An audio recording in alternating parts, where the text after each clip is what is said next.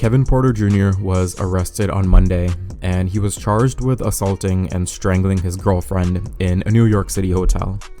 She woke up to him hitting her, and that's a crazy way to wake up, right? Imagine waking up and somebody's swinging at you left and right for no reason, but that's kind of how the event unfolded. He was hitting her repeatedly in the face with his fist, and so when they found her, she had cuts on the side of her face. And then because he was trying to strangle her too, she also had a fractured neck vertebrae as well. And so as of now, we don't have any comments from his agent yet. And so I don't know if they wanted to eventually, publish like either his side of the story or maybe just him defending it or whatever.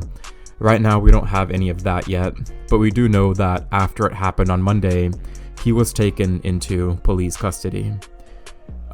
My question after just reading some of that is that I wonder how this came to a stop. Meaning, she woke up and he was already assaulting her, right?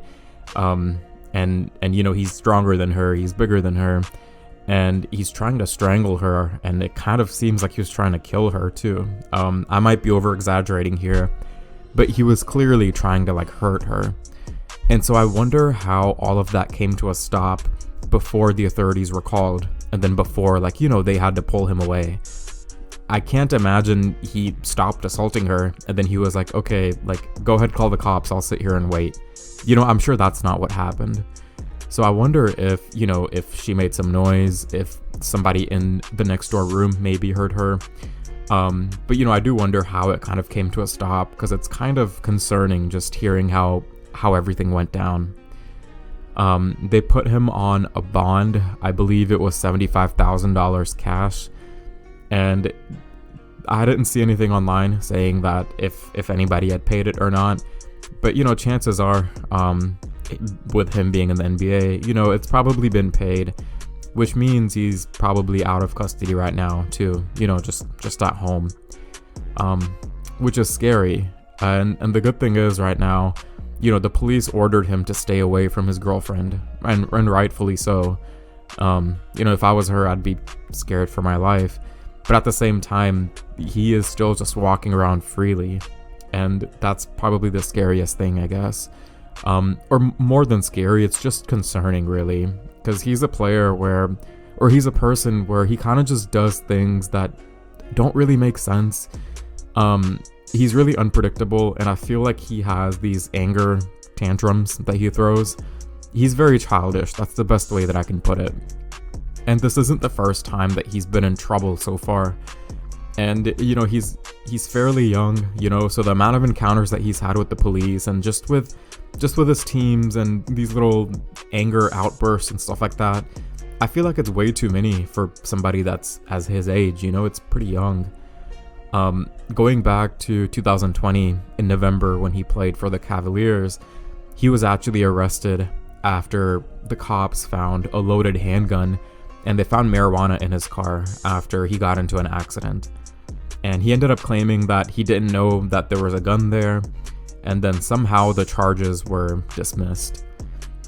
If you go back a year before that, when he was traded from Cleveland to Houston, the reason that he was traded from Cleveland was that they moved his locker to make room for a new player that they signed.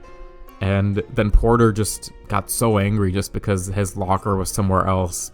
It just sounds so childish to even talk about it, because it kind of makes you wonder, like why are you freaking out? It's not a big deal. But no, he was throwing food and cussing people out and just causing all these problems. And that's what kind of led to him being traded from Cleveland to Houston in the first place. Fast forward to when COVID was a thing, and they found him in a Miami strip club. And this was when COVID was at its prime, so where the NBA didn't really want their players to be leaving the house that much, not going to any parties, not any big birthday celebrations, just whatever. This was when they really wanted to contain the virus as much as they could. And so, the players had these rules where if they were found at public settings, then they would be fined. And wouldn't you know it, Kevin Porter Jr. was hanging out at a Miami strip club, and so he got in trouble at that time as well. And then most recently, a little over a year ago, the Rockets suspended him for a game because something happened. Something happened while he was playing for the Rockets, and at halftime he just got pissed off. I think he got into an argument with the head coach. And so at halftime, he changed into his regular clothes and he drove home. He left the game at halftime. And so, all of this just goes to show that I feel like he's a very unpredictable person. And I feel like his anger outbursts are just way too much. I don't have a place to kind of comment on his basketball ability. The fact that he's in the NBA means he has something to offer. And I would say he's slightly better than the average player at times. But, he comes with way too much baggage. He comes with way too many problems. And you never know what's going to set him off. Even if everything is going according to his liking, something as small as moving his locker is going to be enough for him to start throwing food around at other players in the locker room. And it's just absurd how he does things like this. And everything up to this point, while it has been concerning, it's been not too serious. Like he had an anger outburst, whatever. He was at a strip club, whatever. These things happen, I guess. But the fact that they caught him strangling his girlfriend is the worst of it all. And so I do wonder what the NBA is going to do. I know that whenever things like this happen, the NBA will always conduct their own investigation because they want to know exactly what happened and what didn't happen.